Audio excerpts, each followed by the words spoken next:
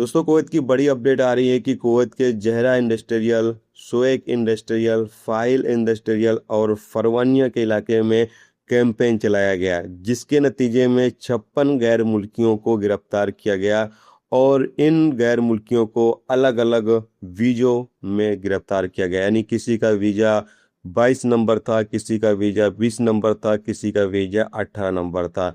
तो यहाँ पर अपडेट में बताया ये गया है कि 22 नंबर वीजा रखने वाले 3 लोगों को गिरफ्तार किया गया और 18 नंबर वीजा रखने वाले 17 लोगों को गिरफ्तार किया गया और 20 नंबर वीजा रखने वाले 24 लोगों को गिरफ्तार किया गया। जबकि एक फरार की जो रिपोर्ट दर्ज थी उस बंदे को भी गिरफ्तार किया गया। टोटल दोस्तों यहाँ पर 56 लोगों को गिरफ्तार किया गया, जबकि यहाँ पर एक शख्स जो एंट्री वीजे पर कुवैत आया हुआ था वो भी किसी दुकान या मॉल वगैरह में काम करते हुए पकड़ा गया है। और इन तमाम लोगों की गिरफ्तारी जो हुई है, इसे आप सामने स्क्रीन पर देख सकते हैं दोस्तों। इन लोगों की गिरफ्तारी जो हुई है दुकानों से हुई है, जहां पर ये काम कर रहे थे वहां से हुई है।